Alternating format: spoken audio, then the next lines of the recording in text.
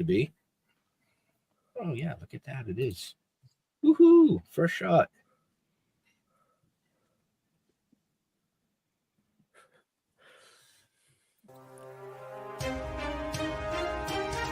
The Dorkening and all affiliated shows are not intended for anyone under the age of 18.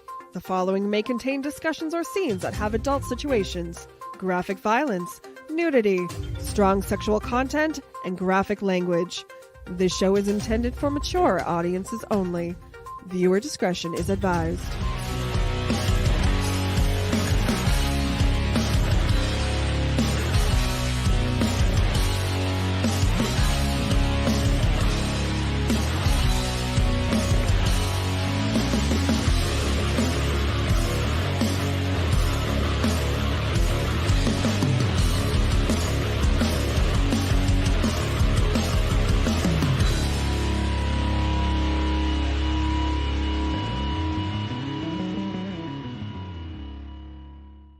Rise and shine, my sinners. When Father Evil starts his day, he gets a little deadly. Deadly Grounds coffee has the richest, smoothest flavor you'll find anywhere. It's sinfully delicious. Once you go deadly, you never go back. Order yours at getdeadly.com. Coffee's so good, it's scary.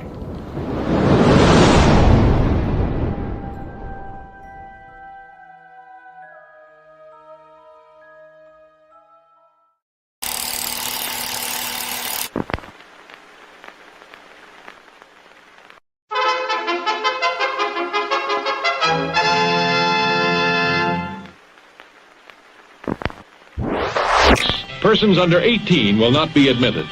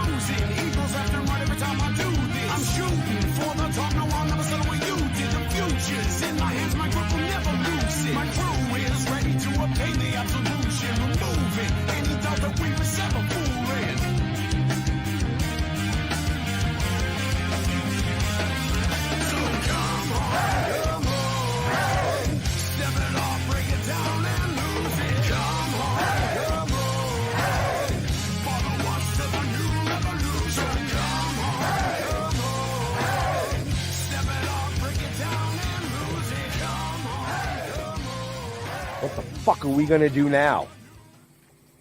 Get high?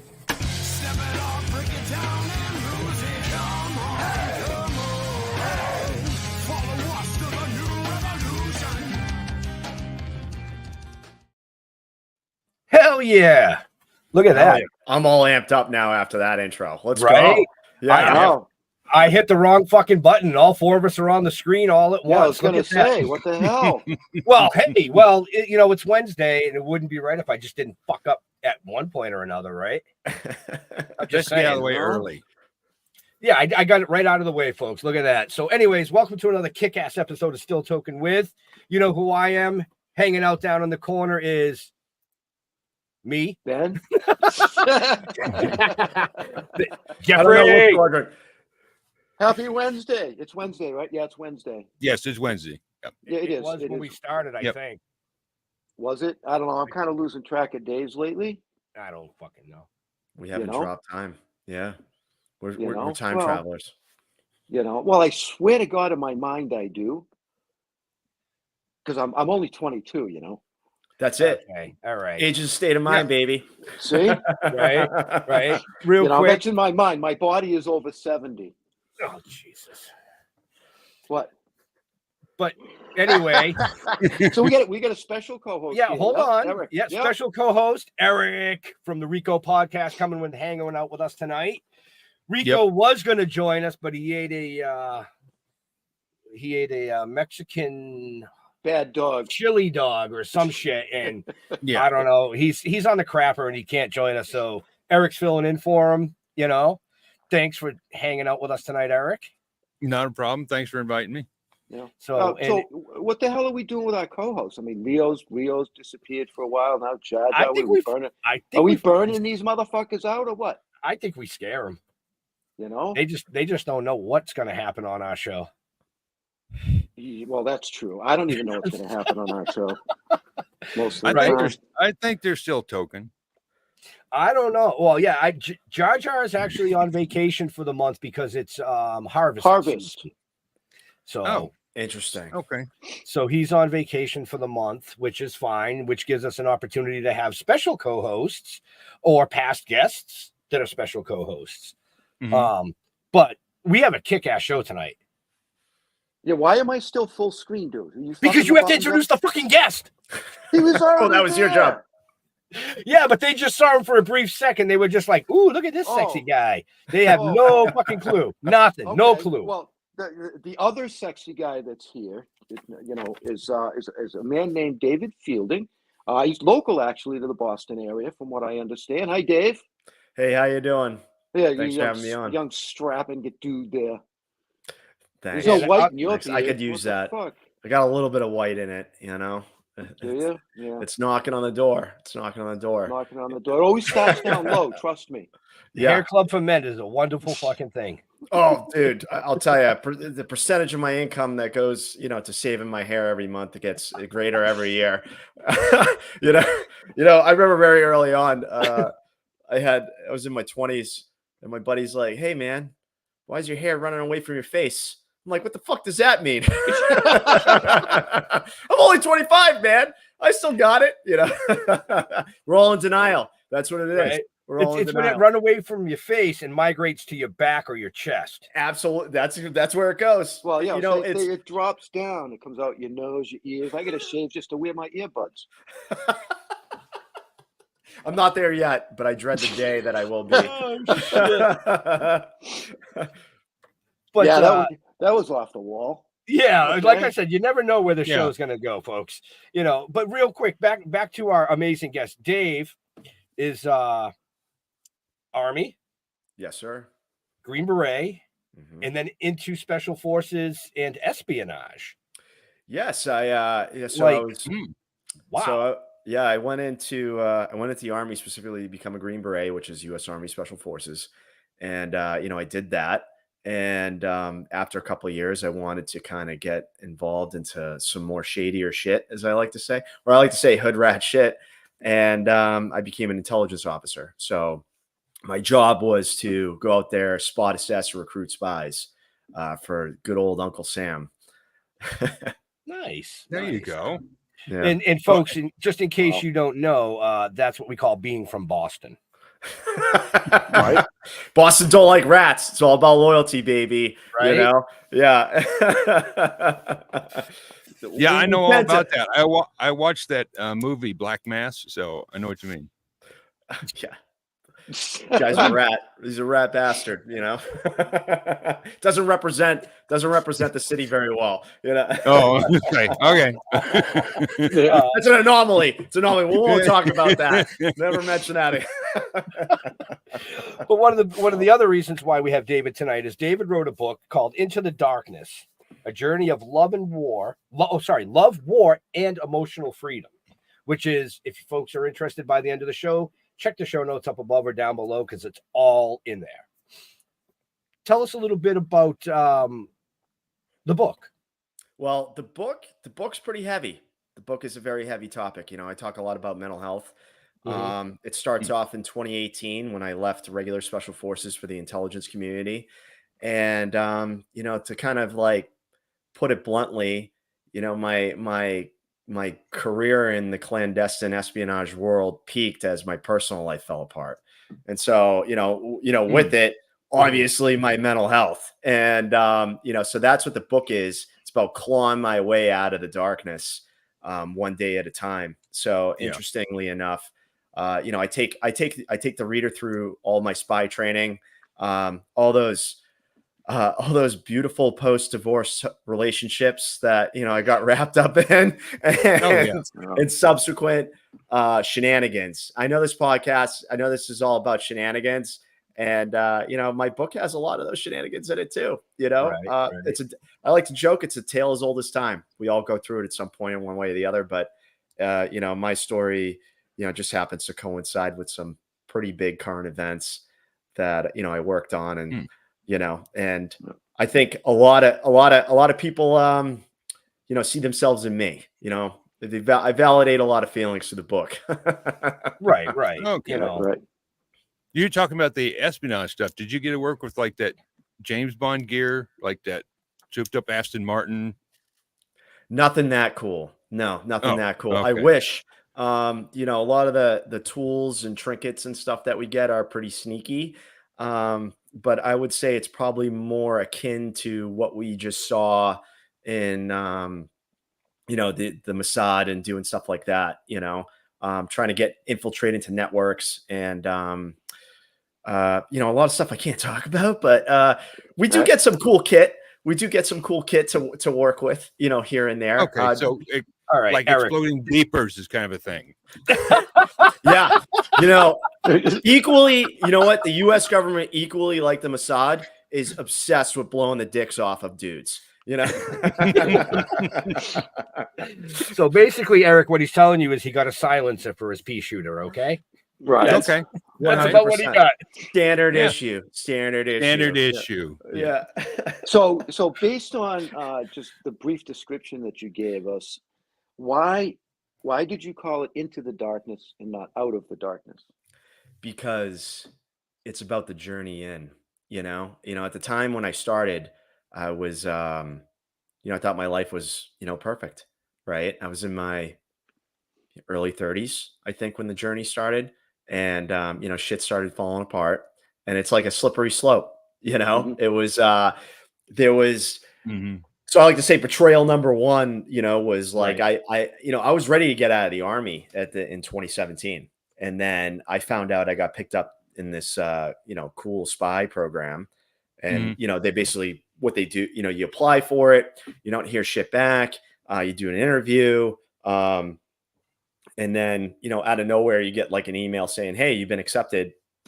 Be prepared to move in 60 days to start all the training and stuff like that. So, at my time, I look at my wife and I'm like, hey, this is, I was looking at getting out of the military, and I'm like, she's fearing me up. Like, what are we going to do for insurance? What are we going to do for money? What are we going to do? All this other stuff. I'm like, we'll just figure it out. We'll always figure it out, type of thing. And so, I signed up for 6 more years to do this job. And, the promise was that, we'd settle down and, start a family and everything else. And so, like, chapter 1 we look at the cataclysmic end of that relationship and the start of the start. This is what I say to my friends. I'm like, it's cool, go to spy school, go to all these, cool guy schools and stuff like that. But don't be going through a divorce while you're doing it. It's not fun. Right? It's not stress you need on top of everything else, So like, I like to laugh. I obviously laugh about it now, but I look at, like, in subsequent months, dealing with this stuff and this new lifestyle, learning this new job, I'm off somewhere else as Jackie Ray Biggs. And, I come back to become Dave Fielding again. And then I pick up my phone. I got nothing but bad news from my lawyers.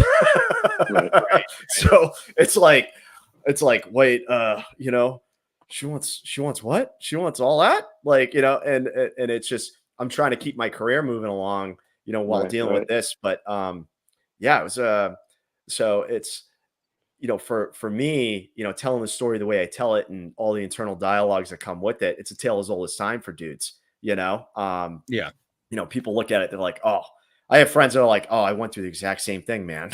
Like, and, but it's just, You know, it was necessary. It was necessary. I like to say, if you're gonna fight for your own happiness, it's gonna be one of the hardest fights you're ever gonna Everything have. is necessary.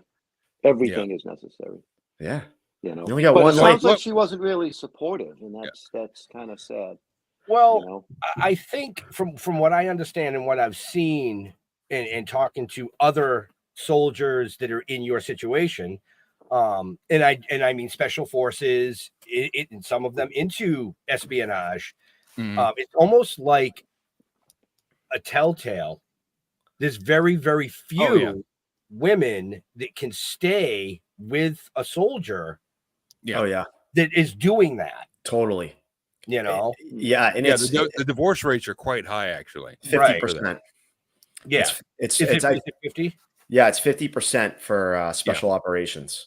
You know, and you know what's funny? It's like I'm lucky even the marriage lasted as long as it did, because I was stationed in Oki first, a first battalion, first special forces group in Okinawa, Japan. Nice. And I would think I was, I mean, it was sick. It was great. I mean, she was living great, you know, but I was in, you know, sweating it out in the assholes of Southeast Asia. You know what I mean? Right. It was like me, an open air barracks, and dengue and malaria, you know, for a lot of these trips. So and you know, to you know, Eric's co-host, you know, like traveler sickness, you know, all dealing with all these things. But I was gone 9 months out of the year, usually, Right. you know, between training and everything else. And I wouldn't change a thing, you know, I wouldn't change a bit for it, because it was the, you know, best time, one of the best times of my life, you know. Right. Just dudes. So I was just curious, because when you told your wife you got picked up for espionage, did you sell it like, "Hey, I'm going to be James Bond," or did you say it's because James Bond sounds pretty cool? It's like, I'm going to be James Bond. So it's definitely an easy sell. Yeah, like I said, hey, I'm moving to DC for a specialized job. It's going to be more stability. And this is the fucked up frame of reference that I had. I was going from special forces on a ODA, Operational Detachment Alpha, and I'm going to the clandestine world, and I'm thinking it's going to be easier on demand operationally and everything else, right? So I'm like, all right, well, I'm not like, you know, running in the jungles of the Philippines with 120 other commandos and we're going after terrorist camps. You know, like danger is a very relative thing to a guy like me, right? And guys that do what I do, you know. So it's like, I'm like, oh, you know, the way they sold me on the whole spy thing was that, like, yeah, you have a day job and a night job, and sometimes, you know, the night job and day job integrate, and, you know, you'll be home for, you know, dinner with your kids. And I'm like, oh, this is great. This is some stability, you know, in the life that we need. And you know, literally did I, you know, it's mad. You know, to me, I guess, like, with all the training I've had, that I have a very large comfort zone, you know, when I'm comfortable with. So the fact that I would have to live a double life didn't seem that stressful to me. It was just like, oh, that's something we just don't talk about. We don't talk about where I was today. We don't talk about why I didn't reply to my text messages till, you know, 6:30, 7 o'clock at night, you know? So it's like, you know, stuff like that, but you got to trust me, you know, I'm not out there. There isn't a second family, you know what I mean? Right. So there's a lot of questions unanswered for her then. Oh yeah, definitely. That you just, I mean, that's obvious. It comes with the territory. So that doesn't sound a lot different than the mob or being a hitman. It's like, honey, I can't tell you where I'm going. I just know I'm going to work. Right. Exactly. Here's a wad of cash. Pay the bills. Yeah. Don't ask me where the money came from and why it's in cash. Right. But that's not blood. But don't That's worry. not my blood. Yeah. North End Johnny sends his best. You know? Right.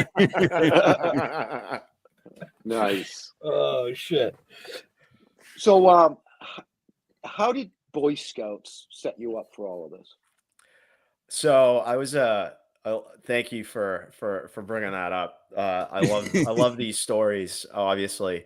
I was a absolute savage in Boy Scouts, and so were everybody else that I was with in my troop. So I ended up becoming an Eagle Scout. I did the whole thing. And you know, like, Scouts always has this, like, really nerdy connotation with it. And we were always doing dangerous shit. we were always doing dangerous shit. Like, you know, from an early age, like, you know, I know we're from the Boston area, right? Go up to the White Mountains, you know, have a near death experience on Mount Lafayette or Mount Washington, you know, because you're not prepared for the weather. And, you know, it kind of adds to your, it builds character. There's a lot of character building up here in the New England area. So there was a lot of that, but you know, it was the shenanigans. It was the shenanigans that happened because like you're in this male dominated environment at a very early age, and you got to lead other young men or boys, you know, for the most matter. And, you know, your brains aren't fully developed at 12, 13, 14 years old. So right? you're going to get into some shit. You're going to get into some shit. So like, I like to joke that like, you know, my introduction to covert and clandestine operations started then. And I'll give you a good example is like in my hometown of Andover, Mass, we had this, I was in Troop 79 and Troop 77 were the Super Ducks, right?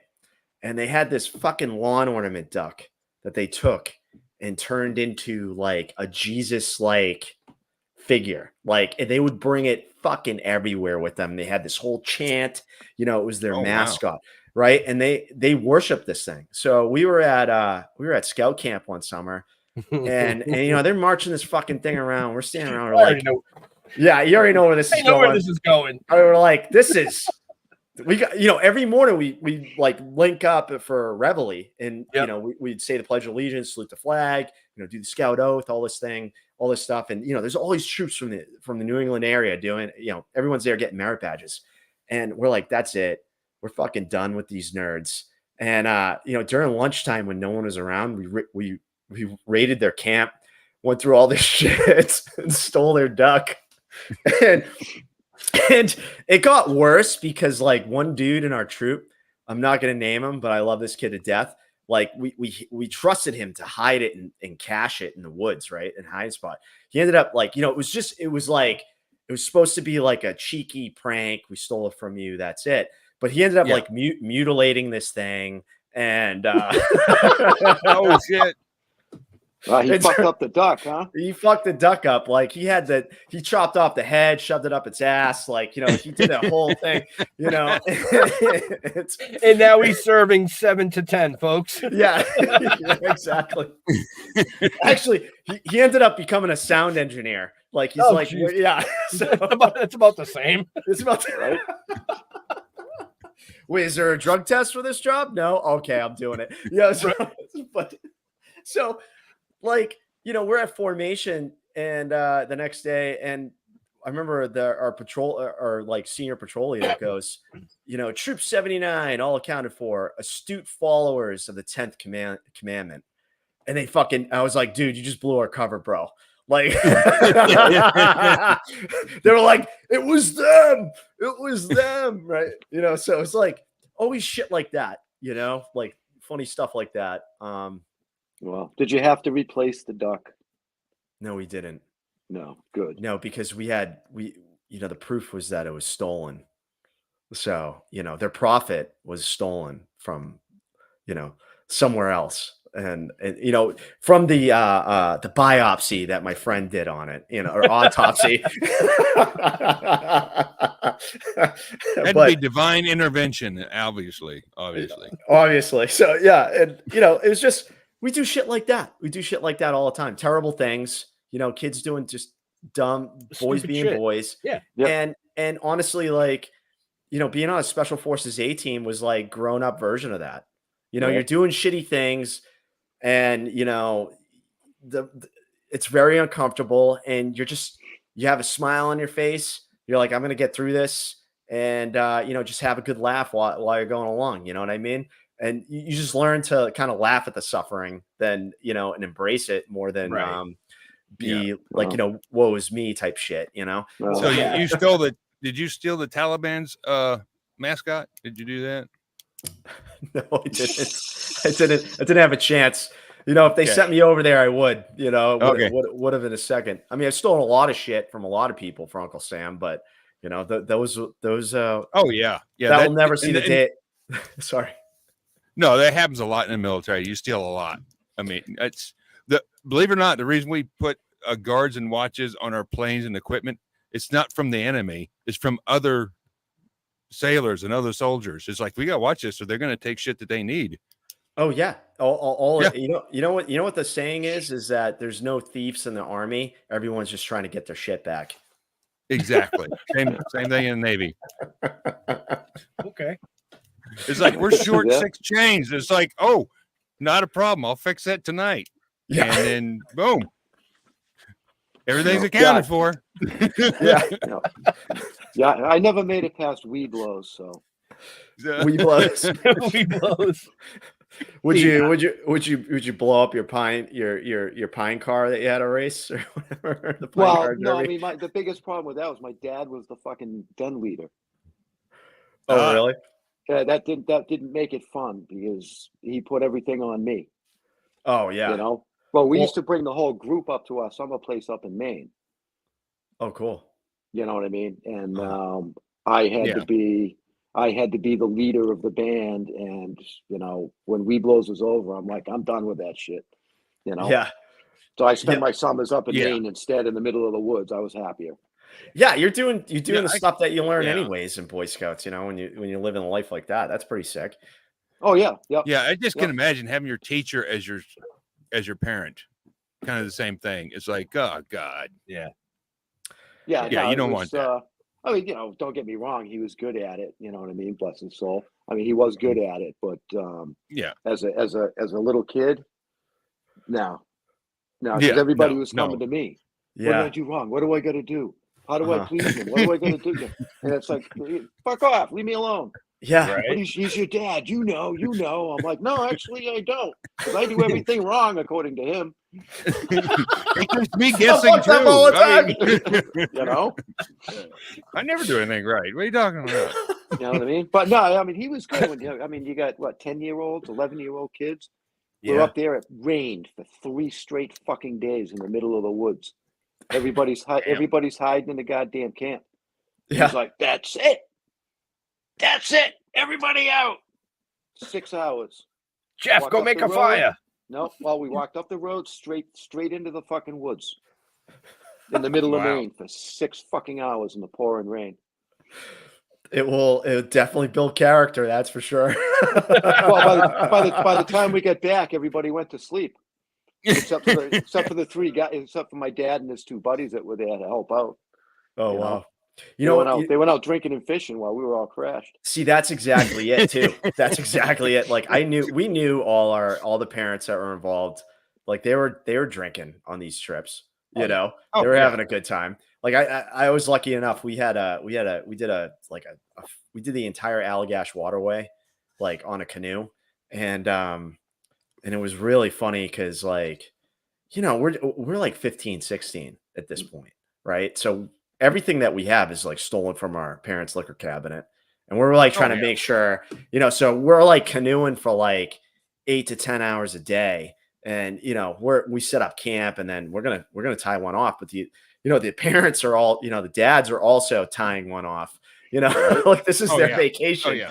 And I remember, you know, we're a bunch of fucking virgins talking about, you know, chicks and stuff. And I remember my buddy, he proceeded to, I'm going to keep it. His nickname was Nardeezy. That's what we call him, Nardizzle. And I mean, his mainstay was marijuana. You know, he loved smoking weed, but he was a good dude, right? Really good dude. And he got rip shit. He got rip shit on Bailey's Irish Cream, mind you, in the summertime, not refrigerated or mixed with anything else. That'll give you the shits. And we're eating fucking like tuna fish out of a can every day for lunch, right? So just the concoction in this dude's stomach. But he gets rip shit drunk, and I don't even know how we get it, but one of the dads is walking by to take a piss, and he hears him go, I don't know what we're talking about. He goes, oh, honestly, who uses a condom when they do anal? Right? And we're all laughing. And like this dad, he looks over like, what the fuck are these dudes talking about? Like, and we're just like we're just like sitting there with our Nalgene's, like, you know, with like Jägermeister in it and shit. And we're like, yeah, nothing to see here. We're like, God damn it, Nardeezy, shut the fuck up, dude. Like, But mind you, it's also funny because we had no idea what the fuck we were talking about. You're 15, Right. 16, you know? Yeah, of course. You just pretend like you do. Pretend like you do. Yeah. Yep. I saw it in a book. Speaking of, you have a book out. That I do. That I do. I think we That were here true. to discuss that. Oh God. Oh Jesus! So it's called Into the Darkness, and it's on Amazon or It's on Amazon, and then the audiobook, you can basically get it anywhere, you know, whatever your platform is for the audiobook. And that for you viewers and listeners later on, it's in the show notes up above or down below, depending on where you're watching or listening to us. Yeah. Go order it. Yeah, He's check from it out. Boston. He needs the money. I need the money. Yeah. Cost of living in Massachusetts just keeps rising, you know. Let's not go there, man. That's a whole different debate right there. Whole different debate. Yeah, no, I get it.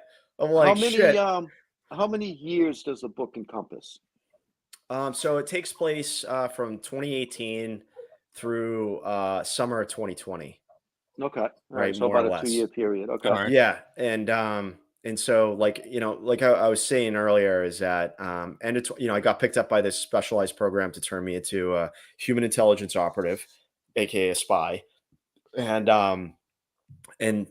basically, you know, at 28, you know, I had to show up basically January 1st is when I showed up and moved to the DC area. And so basically, like, you know, the book starts off like, all right, hey, you know, like we settled down, you know, we get a nice apartment, and, you know, we made, you know, this whole decision, you know, me and my ex-wife made was, you know, to be beneficial, you know, start a family, have a future together, you know, buy a house, all that other stuff. Right. And over the years, like I saved up, like what I like to say, quite a bit of war money. So like, you know, you make money on these deployments because like I'm not spending any of it, you know, like everything's spoken for, and, you know, you make all these extra pays and stuff. But, you know, I was really passionate about wanting to do this job. You know, on deployments, I'd be reading books about like Le Carré, you know, Tinker Tailor Soldier Spy, like the Carla trilogy. So I was like, you know, to me, you know, we grew up, we probably all seen The Recruit, and you know, Robert Redford and Brad Pitt. You know, I was always intrigued at the Bourne series, all that stuff, right? So I was like super intrigued I was like, all right, this is the closest thing I'll get to that. And you know, so I set off to go do it, but I was making 30 grand less than what I was making in special forces, which is a lot of fucking money, dude. Yeah. It's a lot of fucking money, dude. Right. And you got to go join the Expendables. Yeah. No, if I could, like, you know, float away, do a mercenary contract like that here and there, I'd be good. But they don't like that. They don't like that. You know? They don't like that shit. They don't like that shit at all. You know? So it was like, you know, I show up, and, you know, my pipeline, my OTC operator training course for that specific job was like 21 months, 22 months, fucking long time. Yeah. Right. Wow. Long time. And I showed up in January, and they had me go to training February, March, May, June, July. And then I was back and then it was like, no, it was May, had a month off. Then I was basically in training from, end of June through December.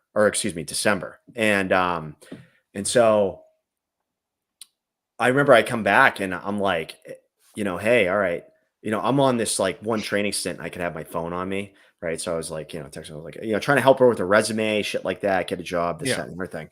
And, you know, I come back, and, you know, we go out, we go to a bar, and I'm like, you know, I get my Balvenie 12 year. It's my favorite scotch, you know, and we're just bullshitting, getting caught up. And so I was like, you know, and at that point at work, I was getting more details of like how my timeline was looking. So I was like, hey, we should probably start trying to have a kid now, you know, because I'll be around, you know, and, you know, because in the military, you know, you deploy, you got an operation, duty calls, baby. They don't give a shit.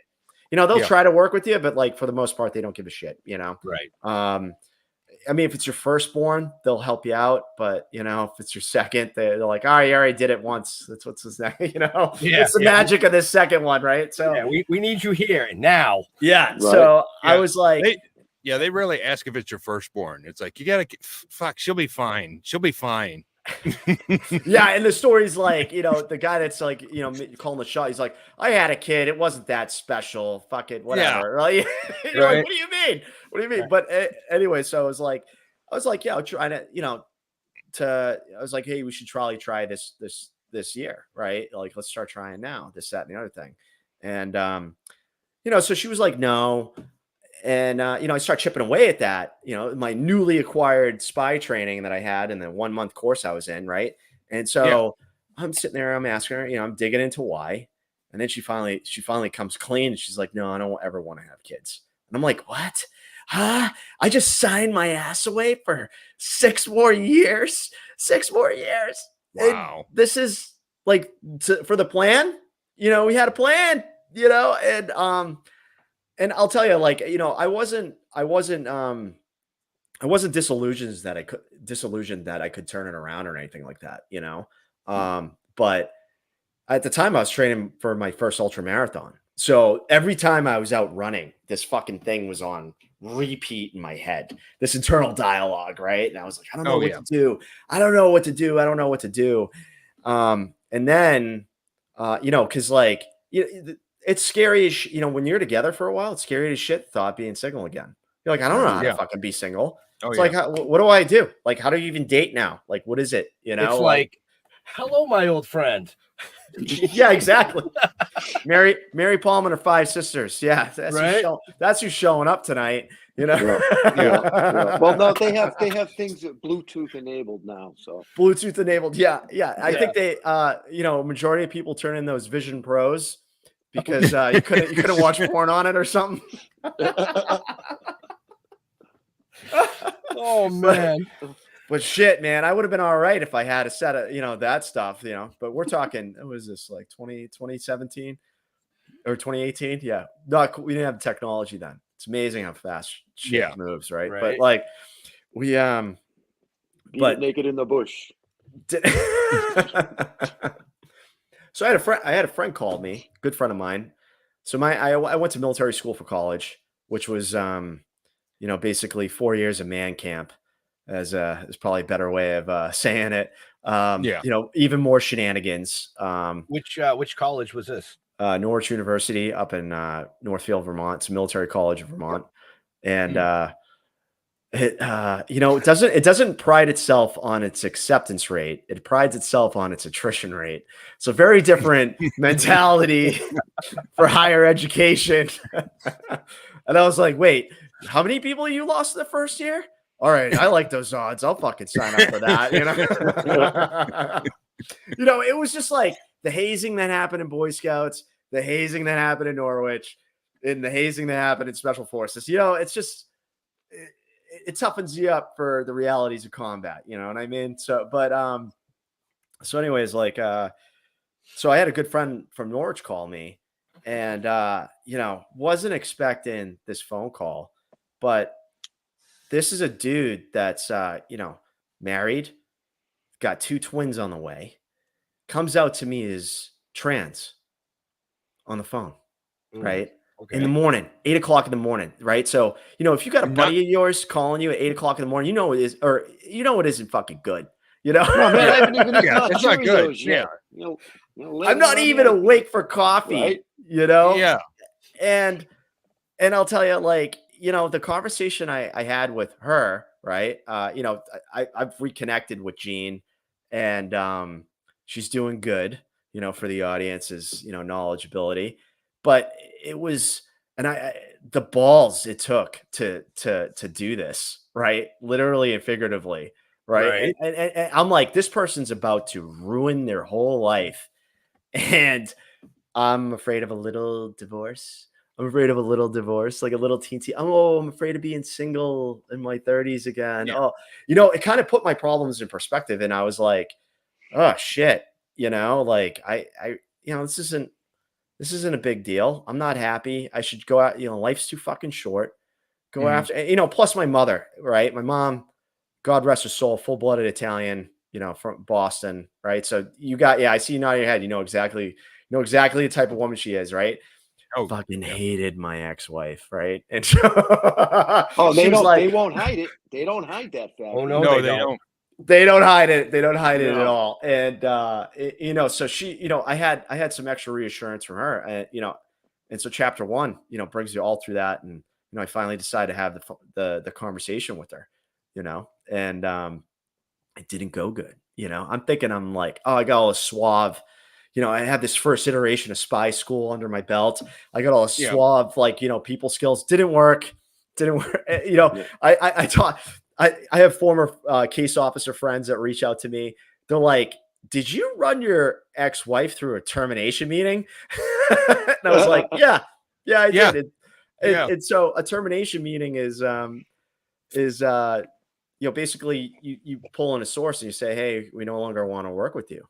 And Yeah. you know, these are the you know, you're just, you try to leave it. The saying is friendly, firm, fair, and final is how you try to be. And so I used the 4 F's and I flubbed it, man. Did I flub that? You know? And Yeah, I can picture that not going over too well. no, Yeah. the next day she got on a flight at BWI, and that was the last time I ever saw her. Wow. Yeah. 12 years. You know, 6 dating, 6 married. Wow. Well, Well, Alrighty what then. what was the whole reason you decided to join the Army? I mean, did you think about joining like the Marines or Merchant Marines or anything like that, or was it always the Army? You know, so I'm glad you asked that question. My grandfather was in the Marine Corps, like back in the Oh. 30s. He was First Airborne Marine Group in the Philippines. So he was a tail gunner on the back Oh, of the wow. plane. And so in 39, he left the Marine Corps because the United States wasn't looking at going to war with Hitler yet. And he went up to Canada and enlisted in the Royal Canadian Air Force. And they made him a navigator, an officer in the Royal Air Force. And he was in the Pathfinder group. So the Pathfinder group's job was they would fly ahead of all the bombers, and he would navigate at night by the stars, and he'd radio back, like, you know, adjustments and stuff like that, so they could drop the bombs on the factories and stuff that they were going after in Oh, Germany. wow. And in February of 44, he got shot down on a mission back from Frankfurt, I believe, and he evaded German capture for about 2 weeks, and then he was finally captured, and he was brought to Stalag Luft 3. So, you know, he was in the infirmary. They were debating on amputating his legs because he had frostbite so bad. And while he was in the infirmary, the Great Escape happened.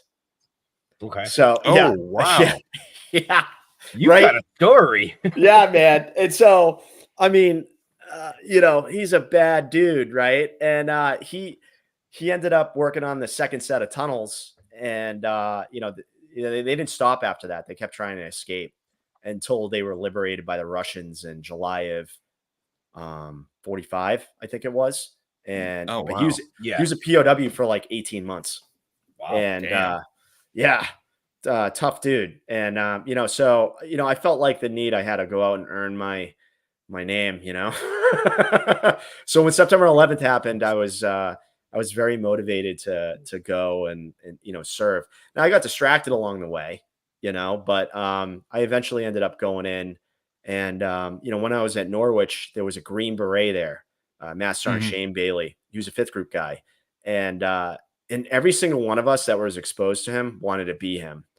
And dude was just cool, calm, collective, you know, under any circumstance, and just, you know, a salty dude, right? Seeing a bunch of shit. And so most of the guys that I went to Norwich with at that time period ended up becoming Green Berets. There's a whole bunch of us that, you know, because of him. And Oh, and so that was really the motivation there with you know, I did my research. I read a couple books and stuff like that. And but you know, special forces is the tip of the spear, baby. You know, you're in these far-flung areas. You got to learn a language. You got to master the culture. It's just you and 11 other guys on the team. You know, you don't have as much support as you think you do. as you do in a lot of these, most of the time in Southeast Asia, like it's just us. It's us and the host nation, and we're going after, these terror groups, and without much support, the typical support packages that you would see in Iraq or Afghanistan. Right. And so it was for me, like I like the challenge of it, the idea of doing the job, and it was exciting. It was an exciting lifestyle. It was different. It was different from everybody else too. Like, oh yeah, I can imagine. Right. Totally different. And it was cool. It was like being with the boys at Norwich or back in Boy Scouts, just a grown up version of that, doing shenanigans. Funny ass shit would happen all the time on any of these deployments that we were on. Yeah.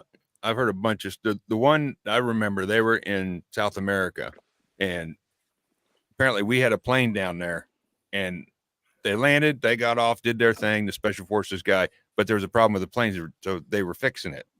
Mm-hmm. And the guys came back and they heard this popping noise in the jungle, and they're like, "Can you fix the plane?" It's like, "We're working on it." He goes, "Do you hear that?" And the popping noise, he goes, "That's real. Can we leave or not?" It's like, "Yes, we can." And they I don't know if the plane was fixed or not, but they took off. So So the scariest one of the scariest moments I had was speaking of planes not working well, but I remember we were about to we had to leave. We were in Hawaii for a pre-mission training for like a month, which was like a boondoggle. Like, we were showing up to training hungover every day. We had a good time, we trained hard, partied even harder, Oh, yeah. and so like that morning we're flying back to Okinawa from Hawaii, which you're going through the thickest part of the earth, like you're just, there's no shortcuts going over the North Pole or anything like that. And, Right. And they're fucking trying to jump the plane, dude. Like they're sitting there like, oh yeah, it might not go. And they're trying to start this thing, and they jump it, and they're like, all right, everybody get in. And we're like, what? I'm like, Oh, don't worry, the batteries will charge up as we go. yeah. I'm like, do you know how much ocean is between us and Oki right now? Like, yeah, that's a lot of water. It's a lot of water. You went through training. You can swim. Yeah. Remember when we had you treading water for 46 hours? Yeah. You'll be fine. Oh God. The water is the grand equalizer though, man. Like it will humble you really quick. Oh yeah. I was on a ton of, we did a ton of water shit on my ODA. We were always out in the water, doing stuff. So it's like, I was talking to somebody a few weeks ago. I was telling them how I did a 2-kilometer swim at night. Right. And, we got in the boat, they drove out, from the shore, in the ocean. Yeah. They're like, all right, jump in, swim to shore. And it was 2K, right, at night. And the only thing I had like a bunch of, we call them chem lights, but they're like glow sticks. Yeah, glow sticks. Yeah. So we had glow sticks, like, we're like strung up like Christmas trees. So when you get like hit by like a fishing boat or anybody coming by, you know what I mean? And sounds like a lure for sharks. I was just gonna say. Yeah. And it's at nighttime too, Jeff, right? So when you do combat side stroke, you take you look down, you're looking into the abyss, and then you look up and there's stars in the sky. You take a breath, and then you look down, abyss, and I don't even know how long. I think it took me like over an hour to do it. I forget how long I took, but it was like, it fucks with you psychologically, man. Oh yeah. You're like, I am a tasty snack for anything that is below me, like, right. And you're just thinking Jaws getting split in half, like, right. Right. Hey, where's the cream filling? Yeah. Right. I mean, I just know you can't swim with rocks. No, not recommended. No, definitely. Well, no, I mean, I had a boulder. I was trying to make a thing to hold my boat. I was going to make a little mooring out in the lake. Yeah, I remember so that. I got this rock. I'm carrying it out. I walk into the beach, and I'm like, oh, this thing's pretty light. I'll just swim out. So I rolled over onto my back to swim, and boom, right down to the fucking bottom with a boulder on my chest. Yeah. Stupid Yeah, shit. they're fucking dumb. Stupid shit we do. Yeah. Yeah, I tried to.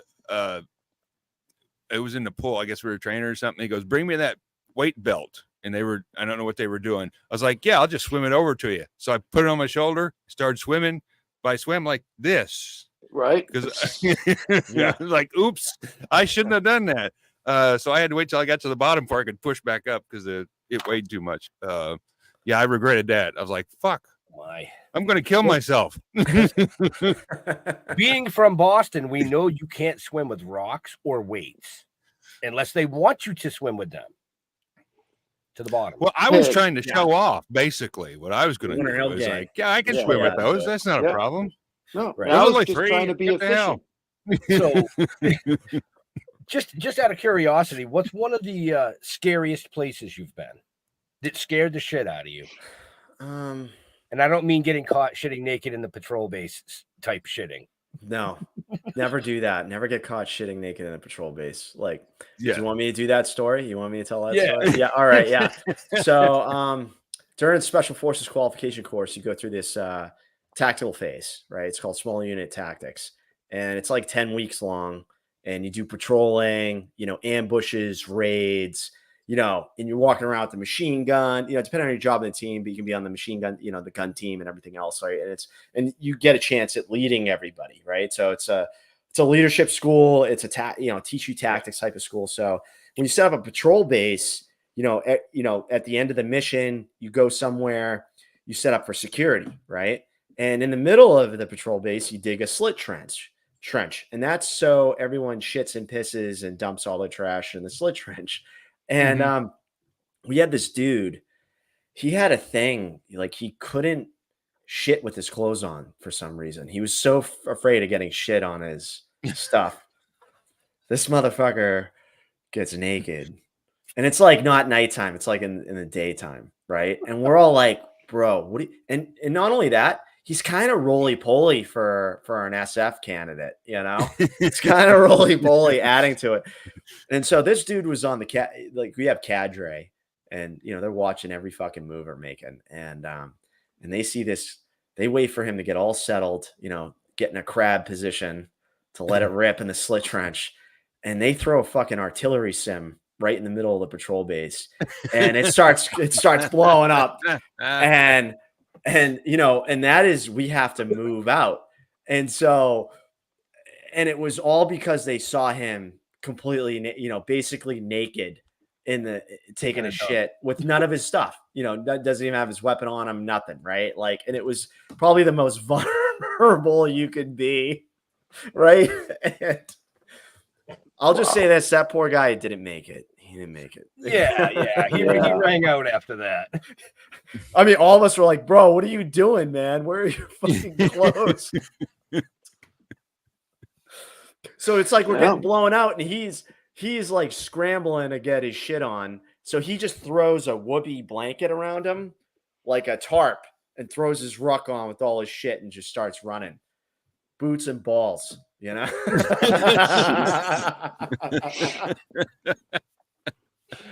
Oh, fuck. That hurt. Wow. Did he have his boots on? Yeah, he managed to. Yeah, I'm like, why are you going through all this work and taking? You know what I mean? He threw his boots back on. Ran over there, but it was just wild to me, absolutely wild. Yeah, that doesn't make any sense. All you have to do is, you can prop up against a tree. I mean, that's easier if you have to. I mean, but I don't know, but I mean, even during training, I would want my fucking weapon with me. It's true. Very true. It's like, man, you ain't gonna shoot him with that. Yeah, this isn't Club Med, dude. So, what's this thing about a crocodile? Oh, crocodile. All right, so we went to Australia for a big exercise, and before we went, my team sergeant, great fucking dude, Russ, right? We're all talking shit in the team room. There's a ton of shit in Australia that can kill you. But, one of the guys on the team, he's like, yeah, when I see a koala, I'm going to punt that thing. Right. And Russ turns around. He looks at us. He goes, you know what that koala has? focus and determination. And we're like, oh, he's got a point, right? Like, maybe we shouldn't probably fuck with the wildlife out there. So, we go in, we do the exercise. It was our turn to leave. So we had to exfil. And we're exfilling, we're busting. Oh, wait, I missed a key part of the story. So before we infill, we had a member of the Australian SAS, which is their special forces, giving us a brief. Oh. And they're like, all right, these are the plants that can kill you. These are the animals that can kill you. And no shit, right? Like, he briefs this like tarantula thing, and he's like, and this is the bird-eating spider. And Russ is in front of us. He turns around, he looks at us, and he goes, see, motherfuckers, I told you, bird-eating spider, right? and we're just like, oh fuck, we're about to bust all this bush, man, and go through all this shit, and there's all this stuff out there that can kill us. So they basically said, like, for a lot of the medevac was 45 minutes out, but if we got bit by something, we had 15 minutes to live. And it wasn't like they could just give us the antivenom because it had to be refrigerated and all this other shit. So it was like the rule was don't get bit, right? And we're just busting through bushes too, right? And so we're exfilling, we're leaving the area of operations. We're leaving the area, where we made mission. Now we're leaving, and they pick us up. So we're going back through, busting through all this bush, and my team sergeant, it was like one of his close to his last deployment. He was retiring, Russ, and he's like, the rule was, I'm not getting wet. And a man that has done what he has done and gone through what he got through, you got to respect that man's wish. It's like, I'm not getting wet. All right. The boss man says he doesn't want to get wet. We're not crossing this creek. Right. So you come up to this dry riverbed, and, all of God's fucking creation is, also in the vicinity. There's like boar tracks. There's tons of animal tracks here, in this, in the mud. And so we find this one little spot to cross. Well, it just so happens that everything else is fucking crossing that spot. And I shit you not, this is at nighttime. I'm in the back. I'm rear security. So like I'm behind everybody in the file that we're walking in. And it was like straight out of National Geographic. It was like a fucking leather bag floating down this creek. And I yelled to the point man, I'm like, Greg, Croc. He's like, what? I'm like, fucking crocodile. And like, he starts sprinting. We have our flashlights on our guns, and we just like, we all like flash. And there it was a crocodile just like seething, being blinded by the flashlights. Right. And we're like, let's get the fuck out of here. And we ended up running like bunch of city slickers, man. City slickers. Like, he was just waiting for one of you to fall. That was some fucking special without your fucking glow stick on.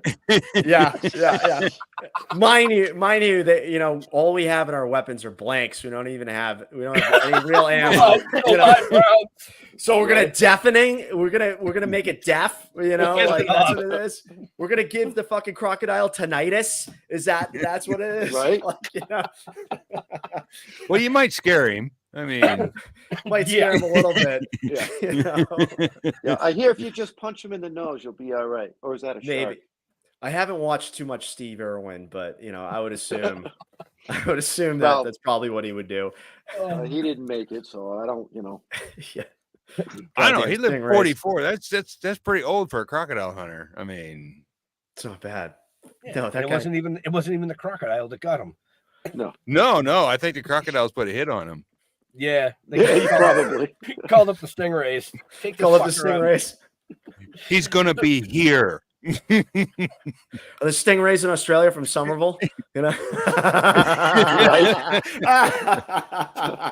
No, they're from Charlestown, bro. They're from Charlestown. Yeah. They could be from Revere. Watch out. Right. Oh, all our Boston viewers just went, fuck you guys. Click. Right? Yeah, we're done. We're done. So going back to a more serious note, because like I just looked at the time, I'm like, holy shit, we're gonna run over. But that, as long as you're cool, we're cool. I'm cool. Getting back to your book, mental health, which is a big problem with all of our vets and and people still serving, not just vets. But I do want to say to our listeners and viewers, if you check the show notes, there's a bunch of helplines in there that we put in. We started doing that when Jeff and I started writing our novel and our comics. We have, veterans helpline, suicide awareness, addiction helpline. So they're all there. If you need help, there's somebody out there listening. Nice. Not The all of hardest us are part like about you. that is reaching out. You just got to Yeah. reach Right. out. I like to say it's what I came to the conclusion was that I needed to do was own my own shit, own my shit. And what I tell people out there is own your shit, whatever that may be, right? Like, and on the healing journey is like a never ending thing. You're always going to be unlocking, this about myself or that about myself that you don't like. But really, for me, other than the cool stuff that went on the book, the fun stuff, the portrayals, I mean, trust me, it's a fun journey. It's a journey. You can see why I ended up in the position that I was in. Right. So, I just want to touch on that real quick before you go too far. The position that you were in is that your mental state got to the point where you actually contemplated suicide. Oh, I was ready to blow my brains out, man. Yeah. Like I had my pistol.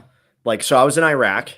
So we'll back it up a little bit. Yeah. And this is what happens. Like, I love, we miss like all the juicy details of how we got there. Right. And so, we want them to read the book on how you got there, but I want to spoil it. Yeah. I want to touch on the important parts, which is the mental health of our. Well, he does live at the end of the book, so that's good. I'm here today, gang. Right. Spoiler. I made it. Yeah. But I was stuck in this negative thought loop, and with thoughts come emotions, and I was addicted to that. And it wasn't there wasn't a whole lot of time for me to process these things, because I'm in this high stress career, high operational tempo. I was doing a lot of crazy stuff, made a bunch of news lines while I was out there. And the thing was that when I came back from that deployment and it was COVID lockdown, right? I said to myself, I'm like, we have got to fucking do something about this. Right. I could have easily reached for a bottle. I had a bottle of Balvenie stashed, and I was like, oh man, I can't wait to dive into this when I get home. And I was like, you know what? No, we're actually going to deal with our shit. We're going to own it. And I fought with myself for weeks, months, and being like, and I wouldn't even admit to myself that I almost blew my brains out when I was in Iraq. Right. And what the aha moment for me, well, there's no aha moments in this, ladies and gentlemen, but the aha moment for me was when I verbalized it, and I looked myself in the eye in the mirror and I said it to myself, and I was like, all right, what are we going to do about this? And, I sat there and I asked myself, why did I have these emotions? Why do I keep having these thoughts? Where's it all stemming from? And that's how you get to ugly truth. That was the ugly truth that I had to face. And now there's, therapy is great. Cognitive behavioral therapy is supposed to help you, illuminate those things. But, part of what I did was I took the $1 million skill set that they trained me on to become a spy, and I turned it against myself.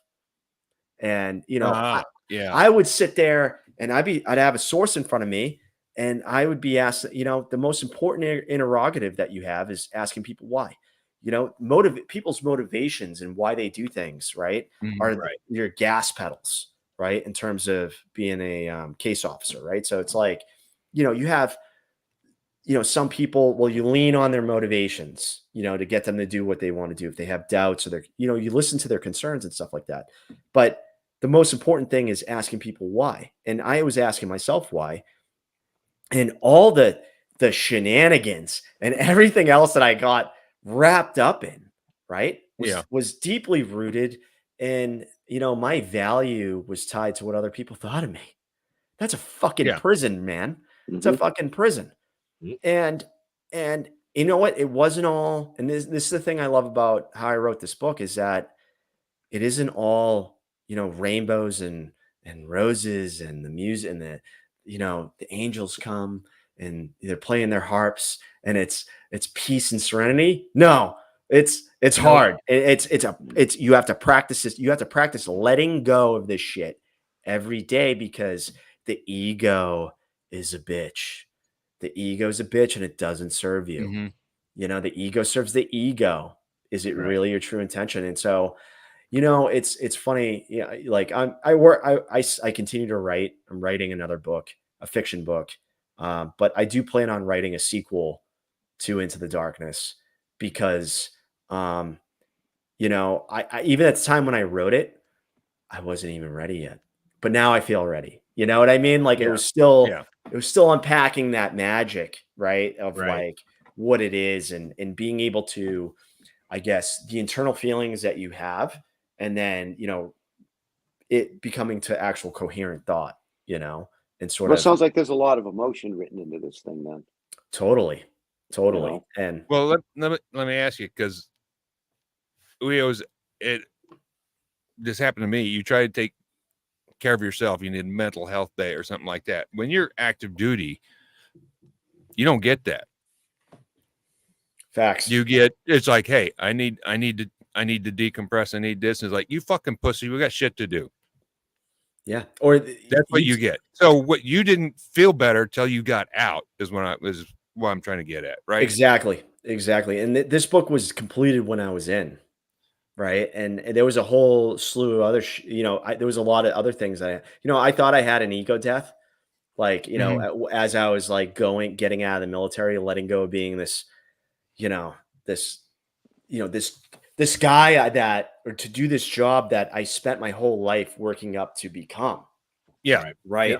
And it being a giant letdown. Well, it wasn't a letdown, but I mean, I did it. I got to say, at least I did it and did some cool stuff. But the thing is that I was hanging on to shit, to serve Oh the yeah. ego. Yeah. Right. And it was Oh, yeah. killing me. I could see that it was killing me. And so like I had to, and it was funny when I first came into special forces, I never understood Green Berets or Navy SEALs that got out at 14 years. I never did. But I got out at 13 years and 8 months, and I say, Yeah. "Oh, I understand you. I Yep. understand you." Because Yep. you get to a point where you're gonna lose that last bit of yourself that you have, or it's gonna if you go to 20, it's gonna take that many more years to unpack that shit, right? And come back to your truest, most genuine version of yourself, right? And that's like kind of Yeah. thing. Like I know there's a ton of transition programs that are out there, but I feel as though as vets,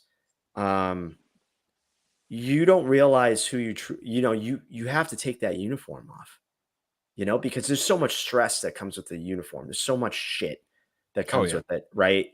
Anxiety, Yeah.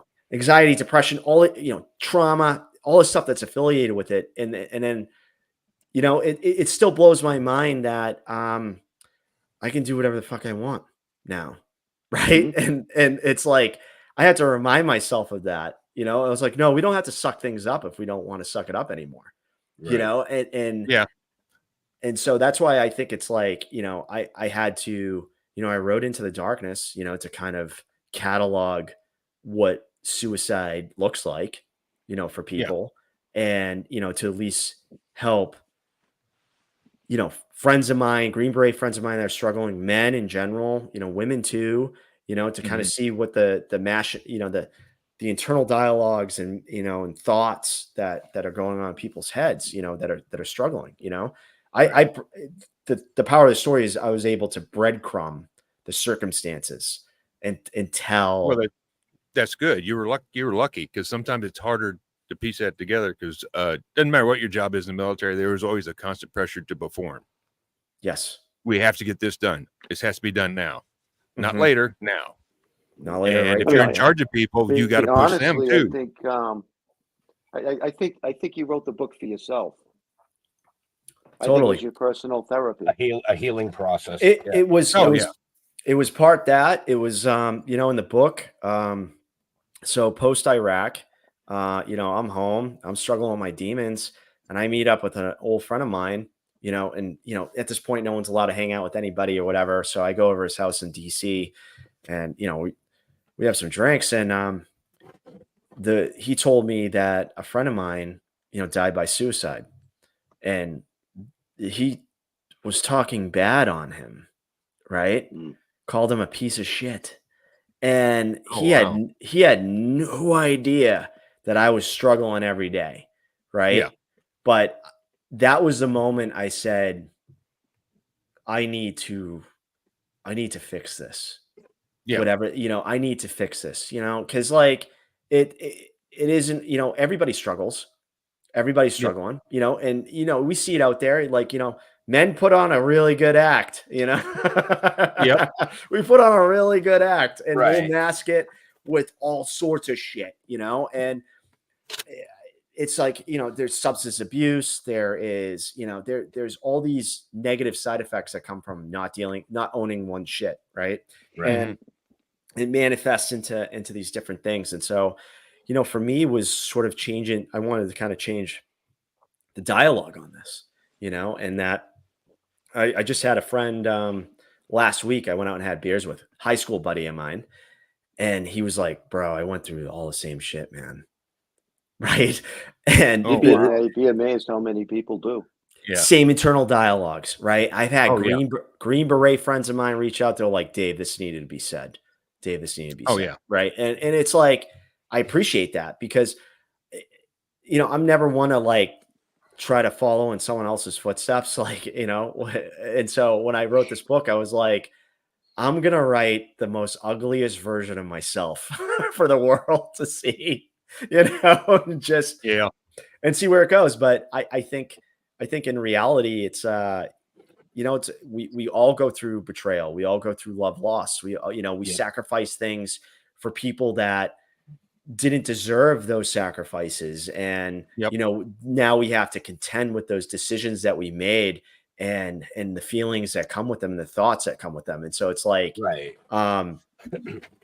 That's why I say it's also a tale as old as time. Right. Oh, yeah. I mean, everybody, like you said, everybody goes through those things, but somebody such as yourself that's in the special forces, they go through a lot more than the average person. Because let's be realistic, you took a life. We know most special forces have taken a life, and to live with something like that, that just compiles into those demons that you talk about. True.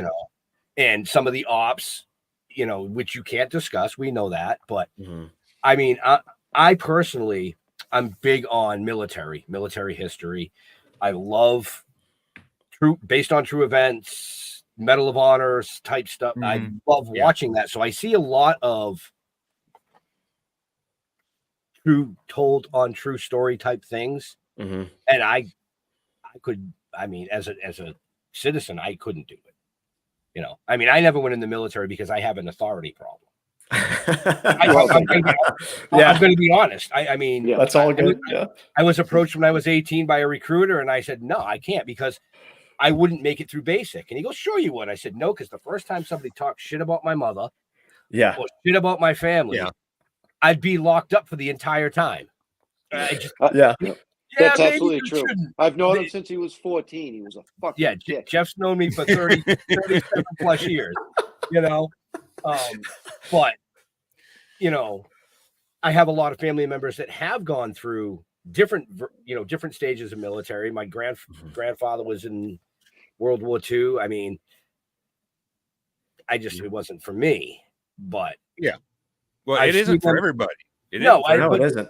And I'd rather that about yourself than try to force it, Right. But like you said, getting out of the military and getting back to the truest version of yourself, I think that's key, because the reason I bring it up is, like I said, I have family members that I've seen go in as this person, and 10 years later, they're not that person. Yeah. It changes you. Yeah. It definitely does.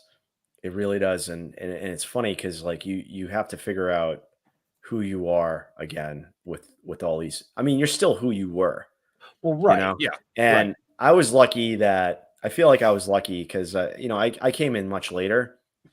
I was like 24 when I went in. You know, I did college, then I worked in the private sector for 2 years, and I was like, this isn't fucking for me, man. Like, you know, like so, Right. and then you know, I ended up, you know, doing what I did, and but you know, so I had an identity beforehand. At 18 years old, Right. you know what I mean? Like, I Oh think if I, yeah. and you know, Yeah. my parent, I was ready. I was 18 in 2003. I was fucking ready to go to Iraq, man. I was ready. I was like, you know, I'm gonna enlist, and then as soon as as soon as I'm done with high school, my fucking ass is going to boot camp, right? And my parents were like, you know, maybe you should think about college, you know, and Right. and it was funny because like Norwich was the only college I applied to. I was like, fuck everywhere else, I'm coming here. So like, all right, you know, he really wants to be like his grandfather. He should just stop trying, you know. Right. Not that like my family was ever, they were never against it. They were always 100% supportive of everything, you know. I mean, if you, Well, you that's run good. into you run into my father, the first thing he's going to tell you is his son's a Green Beret, you know, like Yeah, of course. you know, my entire enlisted record brief is on the back of his fucking van. So it's like, you know, so I mean, it's the most Boston shit ever, you know, like his sagely advice in the book is, he would always talk to me about my divorce. He'd call me up and he'd be like, Davey, you got to get that fucking albatross off your shoulder, kid. You got to get that. You know, it's like, you know, character and a half. He's a cartoon, you know, quintessential Bostonian, like, you know, cartoon character, Right. lifelong construction worker, salt of the goddamn earth, you know, and, Yeah. but you know, he grew up with, you know, his father, who was his father, you know, his dad, you know, was a World War II veteran. So it's like, you know, he was gun ho about me, you know, doing this, you know, going out there and that was a kind of cool thing, you know, that I got to grow up with was like, they were like, yeah, just, you know, go for the dreams. Right. But it comes with a price, you know, everything comes with a price, and you have to be willing to, you got to accept that price, that it is going to change you, but it's not a negative thing. You know, like I'm more resilient now, and I'm more present about my emotions and everything, and more in control of my emotions. Cause you go through this like kind of phase, right? Like trauma's a bitch, man. You know, it changes everybody in a different way. Like, you know, we're specifically recruited and trained because of our, you know, self-control and be able to compartmentalize. But after a while, like, you know, when you've been ignoring that shit, it comes out. You can't control it. Your anger is the first thing to go. I remember, you know, I didn't realize it then, but I realize it now. My nickname on the ODA was Angry Dave. I was Angry Dave. And, and so, you know, I wouldn't blow up, but, you know, I get frustrated over stupid shit, you know, it's SF shit, but like, you know, it's all pertinent to the mission and everything else. But that was who I was, you know, and it was me not dealing with or being real with the fucking stress and being real with everything else. And it doesn't make you weak. It doesn't make you weak as a dude, you know, it like, you know, you just gotta, when you have presence of mind, it's self-mastery. And, you know, you're able, and that's why I just say, you know, I tell people simply to own one shit and ask yourself why. And that is like step one in the ability to let go of this shit that changes you. And then you'll see your true intent, you know, then you'll do things that are, you know, not serving the ego, but really serving yourself. So, and I think that writing is a very important part of all of that too, whether it be writing books. I mean, I write poetry, Ben writes poetry.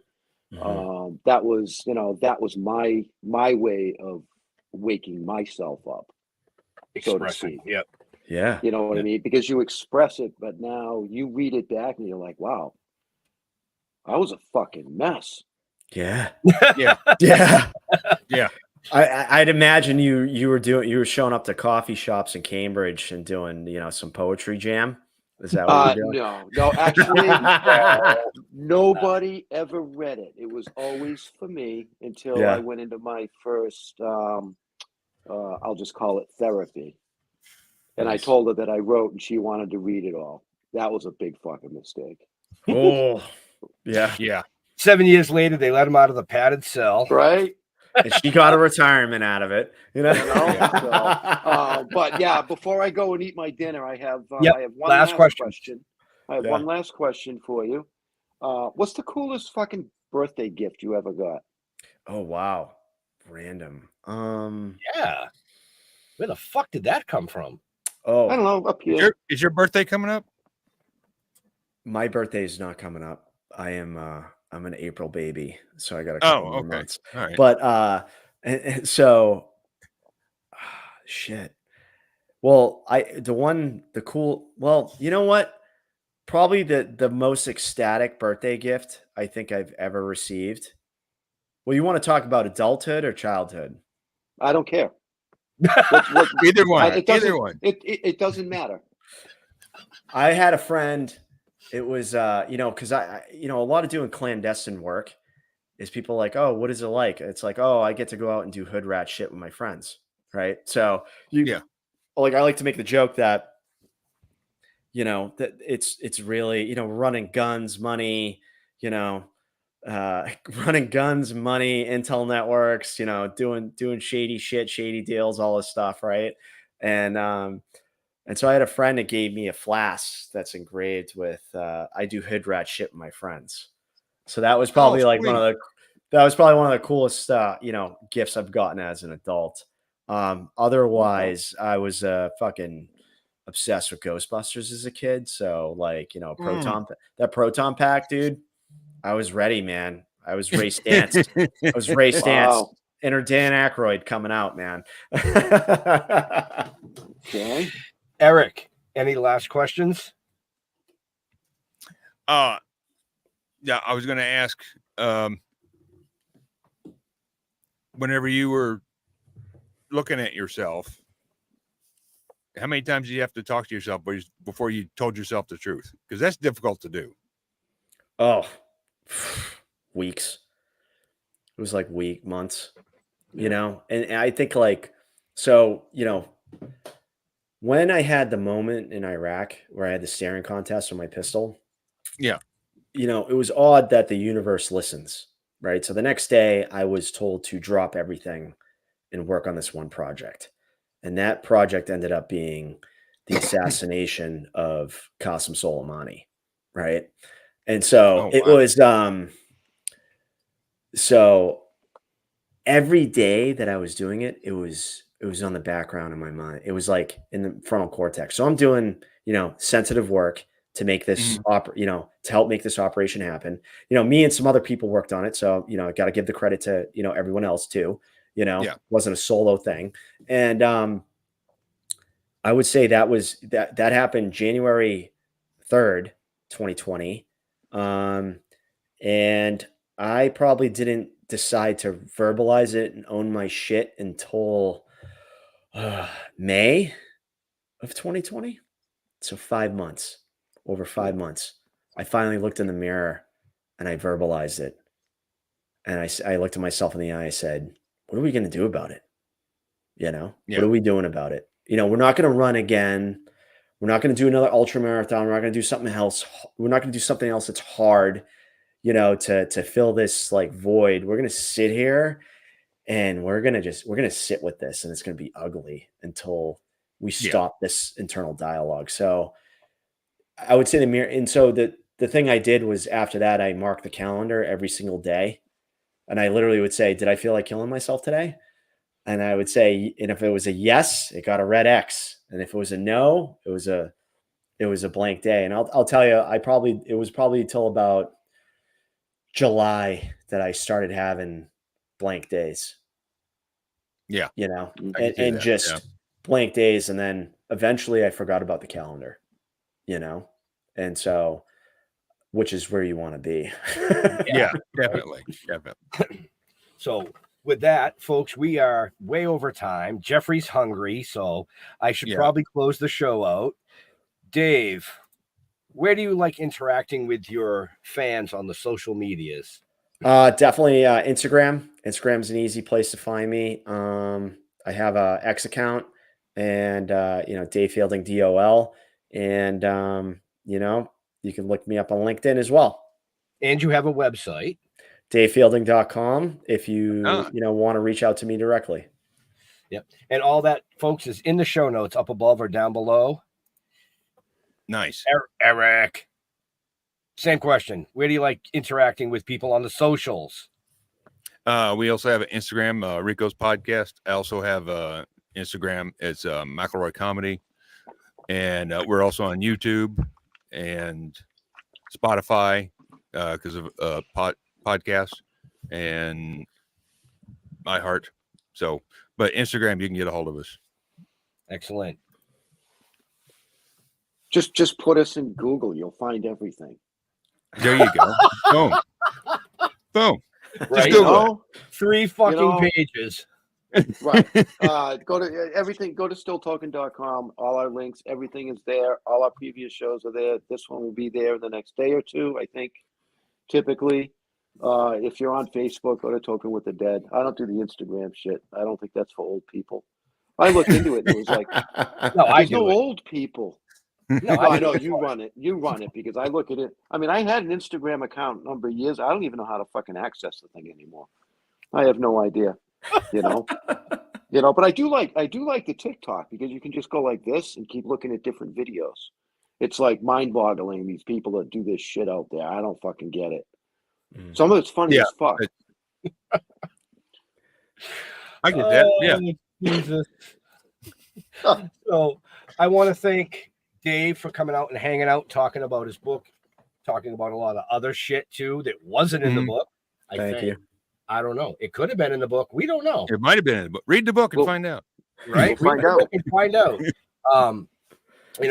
I want to thank Eric for coming out and hanging out and being a special co-host this evening. Thank you for inviting me. I appreciate it.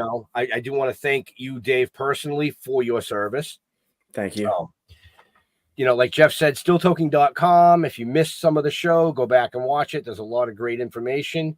Check the show notes up above or down below. And like we said earlier, if you're thinking about suicide or if you're a veteran that needs help or anybody that needs help, just check the show notes. There's plenty of links. There's plenty of people out there willing to talk. The most important thing to do is to talk to somebody. Mm-hmm. Right. Yeah. Right. Because that's great. Even if you think it's that bad, it might not be that bad. So with that being said, I'm going to stay on a serious note and close the show like I always do. To all our veterans and first responders, we want to thank you for doing what you do so people like us can come up here and do what we do. Stay safe. We'll see you next week. We're out of here. Sweet.